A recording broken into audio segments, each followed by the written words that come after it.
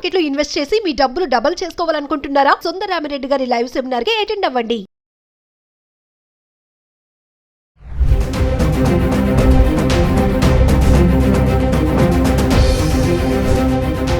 నమస్తే, welcome back to Suman TV. H1B visa ఈ fee విషయంలో అమెరికా అధ్యక్షుడు డొనాల్డ్ ట్రంప్ తీసుకున్నటువంటి నిర్ణయాలు మరి వలసదారులపైన ఎలాంటి ఇంపాక్ట్ పడుతుంది? మరి ఇప్పుడు మనం దృష్టి చేయాల్సిన విషయం ఏంటంటే H1B వీసాలే కానీ F1 వీసా కానీ వీటిపైన ఇంపాక్ట్ ఎలా ఉండబోతుంది, వాళ్ళు ఎలాంటి జాగ్రత్తలు తీసుకోవాలి అనే దానిపైన మరింత సమాచారం అందించడానికి అమెరికాలో 24 years నుంచి ఉంటున్నటువంటి MNC ఎగ్జిక్యూటివ్ వీరభద్ర గారు ఉన్నారు. Over to sir. నమస్కారం నవీన్ గారు, మీకు మీ ప్రేక్షకులకి నమస్కారం. అట్లనే రాబోయే విజయదశమి శుభాకాంక్షలు. సో ఈ రోజున మనము పోయినసారి మాట్లాడుకున్న టాపిక్కి కంటిన్యూషన్లో ఏంటంటే కొత్త లా వచ్చింది ఆల్రెడీ కాంగ్రెస్ హౌస్లో పాస్ అయిపోయింది. అది త్వరలో అది లాగా తయారవుతుంది. దానివల్ల వచ్చే కష్ట నష్టాలు ఏంటనేది మనం లాస్ట్ వీడియోలో మాట్లాడాము. కానీ దానికంటే కూడా మరింత కష్టతరమైన పనులు త్వరలో రాబోతున్నాయి. అవి కూడా మనం తెలుసుకున్నట్టయితే ఎవరెవరైతే సర్దుకోవాలో వాళ్ళు సర్దుకోవచ్చు. ఇప్పుడు ఏంటంటే పాలంటీర్ అనే ఒక కంపెనీ ఉంది. పాలంటీర్ వాళ్ళకి మల్టిపుల్ ప్రోడక్ట్స్ ఉన్నాయి. పర్టికులర్గా వాళ్ళు ఏంటంటే డేటా రిలేటెడ్ టెక్నాలజీస్లో వాళ్ళు చాలా హై ఎండ్లో వర్క్ చేస్తారు. ఇనిషియల్గా అనలిటిక్స్ ఉండేది, తర్వాత ఏఐఎంఎల్ యాడ్ చేశారు. అట్లనే ఒరిజినల్గా వాళ్ళు ఫామ్ చేసినప్పుడు ఇనిషియల్గా వాళ్ళు మెయిన్లీ డిపార్ట్మెంట్ ఆఫ్ డిఫెన్స్ తోటి వర్క్ చేసేవాళ్ళు. బికాజ్ ఇక్కడ డిఫెన్స్ కాంట్రాక్ట్స్ చాలా పెద్దగా ఉంటాయి. కొత్త కంపెనీకి ఒక కాంట్రాక్ట్ మంచిది దొరికిందంటే చాలు, వాళ్ళు 10 మందితో చేయాల్సిన అవసరం లేదు వాళ్ళకి. సో అక్కడ వాళ్ళు మొదలుపెట్టారు. అలానే ఆ కంపెనీ ఫౌండర్ ప్రెసిడెంట్ ట్రంప్కి చాలా close, belongs to the inner circle. అది ఇప్పుడు కమర్షియల్గా ఓపెన్ అప్ అయ్యింది, ఎక్స్పాండ్ అయింది. చాలా పెద్ద పెద్ద కంపెనీస్తో వర్క్ చేస్తారు. But at the same time Trump second term మొదలైన తర్వాత ఇప్పుడు లేటెస్ట్గా ఒక కాంట్రవర్షియల్ డేటాబేస్ ఒకటి తయారవుతుంది ఫెడరల్ గవర్నమెంట్ లెవెల్. దాంట్లో ఏంటంటే రకరకాల డిపార్ట్మెంట్స్కి సెపరేట్గా ఉండే డేటా బేసెస్ ఏవైతే ఉంటాయో వాటిని అన్నిటినీ కనెక్ట్ చేసి HHS, homeland security, department of defence, IRS, SSN, అట్లా ఇంకా బోల్డ్ ఉన్నాయి. కానీ ఈ పెద్ద 4టిని కలిపితే మీకు తెలిసేది ఏంటంటే వాళ్ళు ట్రాక్ చేయబోతున్నది ఏంటంటే, ఫర్ ఎగ్జాంపుల్ ఒక ప్లేస్మెంట్స్ కంపెనీ. అమెరికాలో ఇండియన్స్ చాలామంది బాగా బాగుపడి బాగా సంపాదించుకున్న వ్యాపారం ఏంటి అంటే రిసోర్స్ ప్లేస్మెంట్. మొదట్లో ఇండియా నుంచి రిసోర్సెస్ని తీసుకొచ్చేవాళ్ళు, వాళ్ళకి వీళ్ళు H1లు ఫైల్ చేసేవాళ్ళు. వాళ్ళు ఇక్కడికి వచ్చిన తర్వాత వాళ్ళని రకరకాల ప్రాజెక్ట్స్లో డిప్లాయ్ చేసేవాళ్ళు. దాన్ని కొద్దిగా ప్రాసెస్ని టైట్ చేయడం కోసం ఏం చేశారంటే ఒక 8-10 ఏళ్ల క్రితం మీరు క్యాండిడేట్స్ని ఇండియా నుంచి వితౌట్ రిక్వైర్మెంట్ తీసుకురాకూడదు, మీకు ప్రయర్ రిక్వైర్మెంట్ ఒకటి ఎంప్లాయర్ పబ్లిష్ చేసిన ఒక రిక్వైర్మెంట్ ఉంటే ఆ రిక్వైర్మెంట్ని బట్టి నువ్వు వెళ్ళి జనాల్ని హైర్ చేయొచ్చు అని చెప్పి ఒకటి పెట్టారు. అలానే లొకేషన్ కన్స్ట్రెయింట్స్, నువ్వు ఆ లేబర్ క్లియరెన్స్ ఏ లొకేషన్కి తీసుకుంటావో అదే లొకేషన్లో ఈ మనిషి పనిచేయాలి, వేరే చోటుకి వెళ్తే మళ్ళీ separate labour, separate H1, separate అంతా అవన్నీ రకరకాల రెస్ట్రిక్షన్స్ పెట్టుకుంటూ టైటన్ చేస్తూ వచ్చారు. ఎన్ని చేసినా మనం ఎక్స్పర్ట్స్ అందులో ఎప్పటికప్పుడు లా వచ్చే ముందు దాన్ని ఎలా బ్రేక్ చేయాలో మనం ఆల్రెడీ ఫిగర్ చేస్తాం. అలా చేసుకుంటూ వచ్చాం మనం. కానీ ఈ ఐఆర్ఎస్ ఏదైతే మాకు ఇంటర్నల్ రెవెన్యూ సర్వీస్ అని ఉందో, ఎక్కడి నుంచి అయితే ట్యాక్సెస్ అన్ని కలెక్ట్ అవుతాయో, ఎవరికైతే ట్యాక్సెస్ మేము ఫైల్ చేస్తామో అది సెపరేట్గా ఒక ఎంటిటీ. ఇటు ఇమిగ్రేషను, హోమ్లాండ్ సెక్యూరిటీ సెపరేట్గా ఒక ఎంటిటీ. అట్లా దేనికి దానికి సెపరేట్ ఎంటిటీస్, సెపరేట్ డేటాబేసెస్ ఉండడంతో వీటిని కనెక్టెడ్గా ఇన్వెస్టిగేట్ చేయడం, కనెక్టెడ్గా చూడడానికి కొన్ని పెద్ద కేసెస్లో వాళ్ళు చేశారు. మధ్యన వెస్ట్ కోస్ట్లో ఒక చాలా పెద్ద body shopping resource supplying company ఎవరైతే ఈ పెద్ద పెద్ద టెక్ కంపెనీస్కి రిసోర్సెస్ని ఇచ్చేవాడో అతన్ని అరెస్ట్ చేశారు. Because he had several misrepresentations in the H1 or labour clearance అప్లికేషన్స్లో. దాంతో అతన్ని ఈవెన్చువల్గా ఈ ఫ్రాడ్ కింద అరెస్ట్ చేశారు. So his business has gone. కానీ అదే వ్యాపారాలు, అదే పనులు మన వాళ్ళు గత 25 ఏళ్ళుగా బాగా చేశారు ఇక్కడ. అందులో కొంతమంది బాగా సంపాదించారు. అంటే ఏంటంటే లేబర్ క్లియరెన్స్ అప్లికేషన్‌లో ఫైల్ చేసేటప్పుడు ఏదైతే మనం సాలరీ ఇస్తాను పలానా ఈ రిసోర్స్, ఈ క్వాలిఫికేషన్స్ ఇతన్ని నేను తీసుకురాబోతున్నా. ఇతనికి ఫర్ ఎగ్జాంపుల్ $1,00,000 జీతం ఇస్తాను నేను అని లేబర్ క్లియరెన్స్ అప్లై చేసి తీసుకొస్తారు. ఈ $1,00,000 ఉండాలంటే ఈ స్థాయిలో చదువుకున్నవాడు, ఈ స్థాయిలో ఎక్స్పీరియన్స్ ఉన్నవాడు, ఈ స్కిల్స్ ఉన్నవాడు నాకు కావాలి. అలాంటి వాడు అమెరికాలో దొరకడు. కాబట్టి నేను వాడిని బయట నుంచి తీసుకొస్తున్నా అని వీళ్ళు డిక్లరేషన్ ఇచ్చి ప్రాసెస్లోకి వెళ్ళి మొత్తానికి ఒక పర్సన్ని తీసుకొస్తారు. ఇక్కడ ఒక కథ ఎండ్ అయిపోయింది. అదే ఆ డిపార్ట్మెంట్ వేరే. దాని తర్వాత డిపార్ట్మెంట్ ఏంటి? ఐఆర్ఎస్. అదెందుకు ఇక్కడ ఇప్పుడు ఇంపార్టెంట్ అంటే నువ్వు ఇస్తానన్నది ఎంత, ఇచ్చింది ఎంత, ఈ రెండింటి మధ్యలో ఇన్నాళ్ళు కనెక్షన్ లేదు. అంటే $1,00,000 జీతం ఇస్తానని చెప్పి ఒక మనిషిని తీసుకొస్తే వాడికి నువ్వు $1,00,000 పేరోల్లో నడిపావా లేదా, లేక వాడిని తీసుకొచ్చిన తర్వాత ఆబ్వియస్లీ ఆ వచ్చిన ఇమ్మిగ్రెంట్ ఎవరైతే ఉంటాడో is completely totally dependent on this guy who's bringing them. So వాడిని తీసుకొచ్చిన తర్వాత ఆ కాగితం మీద ఏముందో మర్చిపో, ఇదిగో నీకు 60,000 ఇస్తాను, నేను 65,000 ఇస్తాను, ఎక్కువ మాట్లాడామంటే ఇండియా పంపించేస్తాను, అక్కర్లేదు నువ్వు అని అంటే వాడు చేయగలిగిన దిక్కు దివాణం లేదు వాళ్ళకి. అలా చాలామంది చేశారు, అలా నడిచినాయి వ్యాపారాలు. కానీ ఈ రెండు డేటాబేసెస్లో కనెక్షన్ లేకపోయేటప్పటికి ఈ దందా బయట రాలేదు నాడు. ఇప్పుడు లేటెస్ట్గా తయారు చేస్తున్న డేటాబేస్లో ఫోకస్ ఏంటంటే ఈ దందాని ఎక్స్పోజ్ చేసి దీన్ని ఆబ్వియస్లీ ఫ్రాడ్ అది.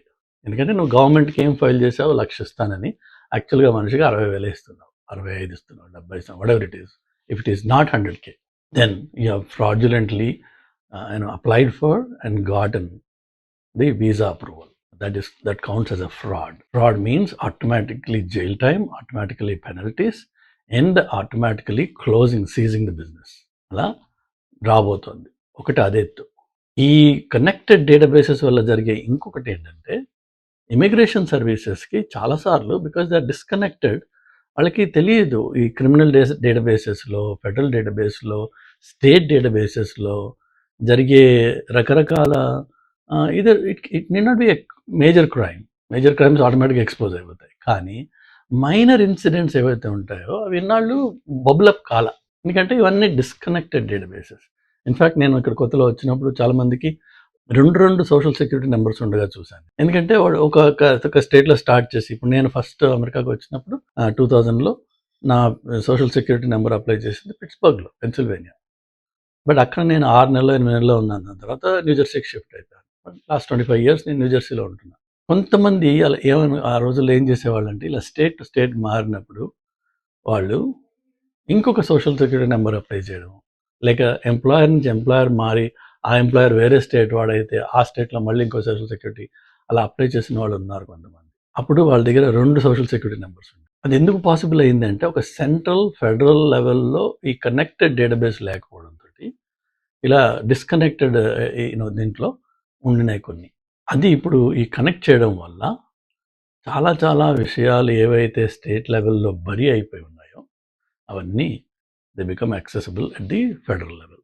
అండ్ లక్కీగా ఇప్పుడు ఏఐ ఏదైతే ఇన్నోవేషన్ ట్రాన్స్ఫర్మేషన్ మొత్తం ప్రపంచాన్ని ఊగిస్తుందో ఆ ఏఐతో ఈ పాలంటీర్ డేటాబేసెస్, పాలంటీర్ వాళ్ళ కేపబిలిటీస్ వాళ్ళ ప్లాట్ఫామ్లో వాడి ఈజీగా ఇలాంటి కేసెస్ని వాళ్ళు బయటికి తీస్తున్నారు.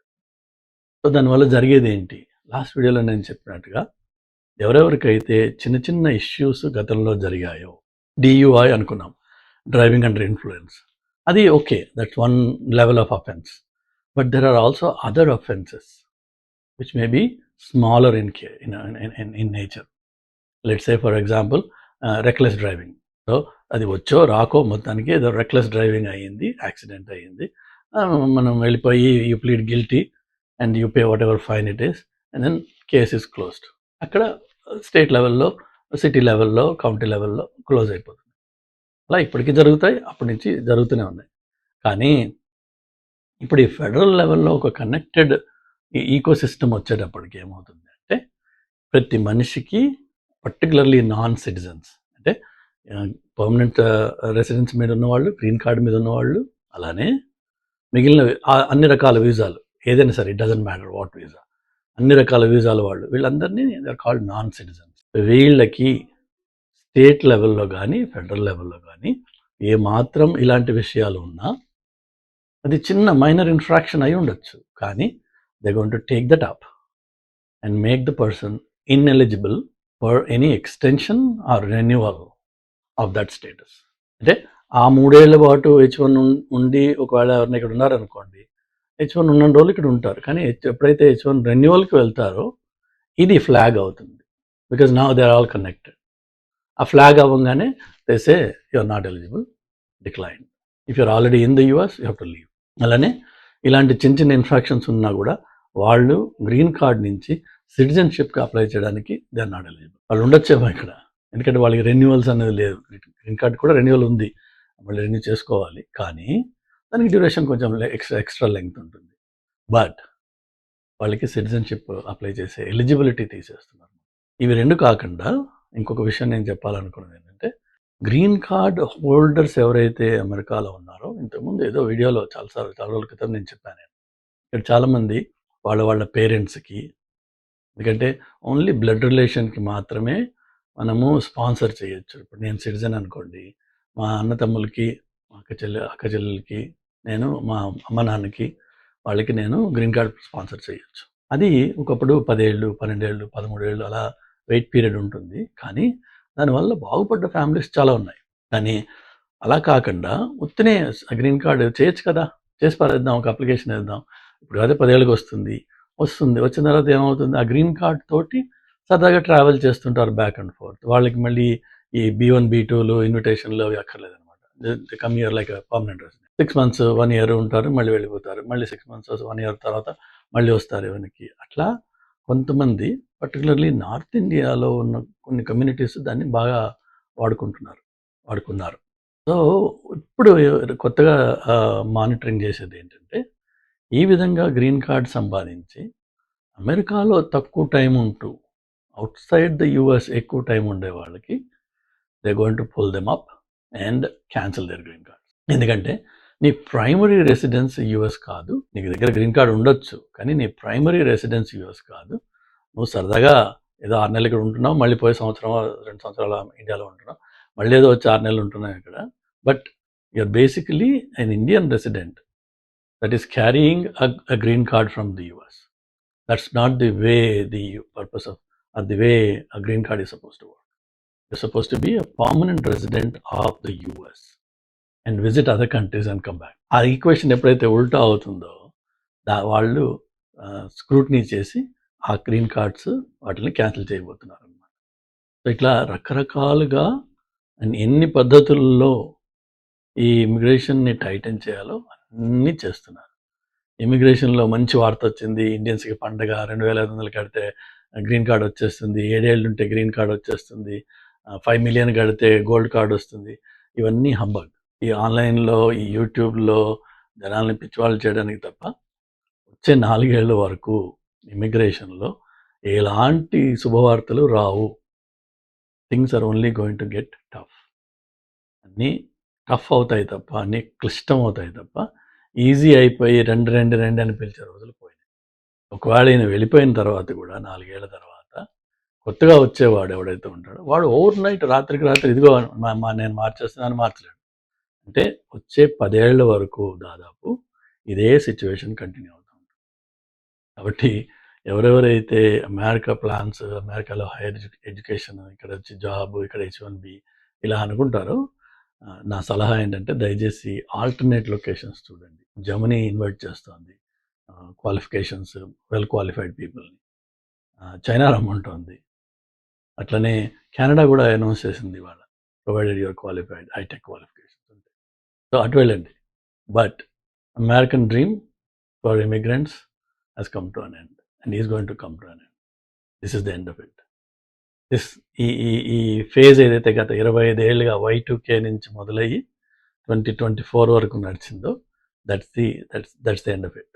మళ్ళీ 24 తర్వాత నుంచి another 10 years, at least 10 years, maybe even more. It's going to be a different phase in the chapter of immigration. Okay, God bless you, good luck to all of you.